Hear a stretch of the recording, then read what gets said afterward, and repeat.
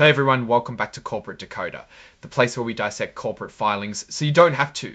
Today we're diving into a proxy statement from Duluth Holdings, the company known for its rugged clothing and quirky marketing. Think of this proxy statement as their annual shareholder meeting playbook, outlining what they want you, the shareholder, to vote on. It might sound dull, but stick around because buried in these pages are clues about where the company's headed and who's calling the shots, and we'll get to that today. First off, this document is for their annual meeting on May 29, 2025. Shareholders get to vote on things like electing directors, approving executive pay, and ratifying their accounting firm. Think of it as a corporate popularity contest and checkup all rolled into one. One of the main things to vote on is who gets to be on the board of directors.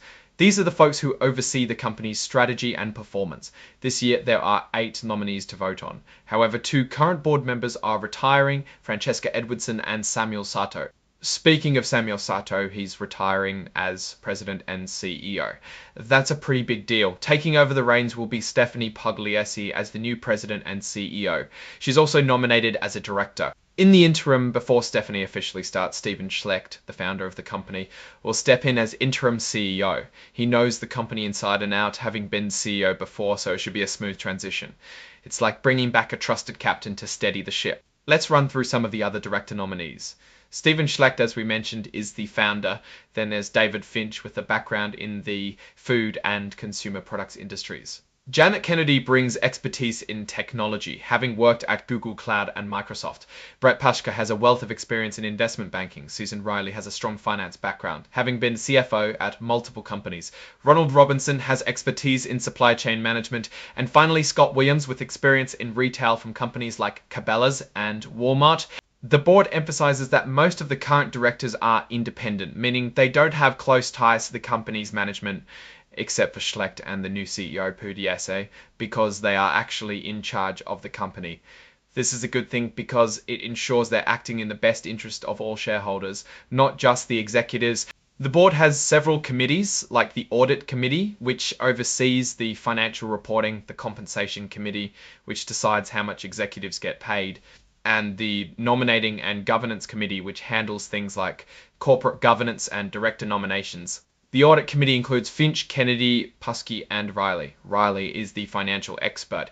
The Compensation Committee includes Edwardson, Robinson, Schlecht, and Williams. Edwardson chairs the committee, but that will change when she retires.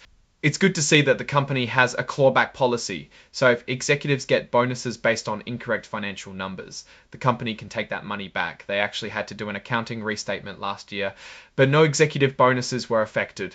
Duluth Holdings also has an insider trading policy. This is just a formal policy to prevent employees, executives, and directors from using inside information to make illegal trades. Now, let's look at some related party transactions. This is where things get interesting because it involves deals between the company and people connected to the company. For example, they lease their photo studio and flagship store from a company owned by the Schlecht family. These leases add up to a few $100,000 a year. It is like a landlord-tenant relationship, but the landlord is the founder. The company also has an employment agreement with Stephen Schlecht, and his son receives compensation as the Senior Vice President of Product Development and Sourcing. To keep things fair, the company has a policy to review all these related party transactions to make sure they're in the best interest of the company. The proxy statement also includes details on executive compensation. This is always a hot topic because shareholders want to know if executives are being paid fairly for their performance. In fiscal year 2024, Samuel Sato, the retiring CEO, had a total compensation of almost $2.5 million. Hina Agrawal, the CFO, made just over $1 million, and Eli Getson, the chief merchandising officer, made around $726,000.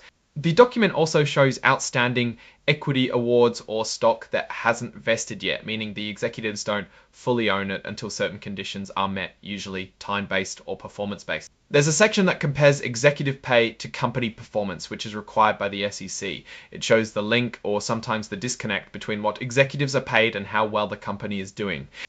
In 2024, the CEO's compensation, as reported in the summary compensation table, was about $2.5 million, but compensation actually paid was closer to $814, but the actual amount paid was $800 in 2023 when the company amassed about $10 million. Adjusted to about $1 million, executives was $809 million, adjusted to about $1 million. A CEO made $2.3 million. Which was then adjusted to $230. The CEO made $2.9 million, adjusted to about $1 million. Compensation for other named executives was $881,000, but the actual amount paid was $800. The CEO made $2.9 million, adjusted $10 million, about $10 million. The CEO made $2.9 million, $2 to $2 million. The CEO made $2.9 million, adjusted to about $1 million. The proxy statement also tells us who owns the most stock in the company. Stephen Schlecht, the founder, controls a huge chunk of the voting power, as Caladin Capital Management is another big shareholder. And another vote coming up is whether to approve KPMG as the company's independent auditor. The audit committee already picked them, but shareholders get a say too.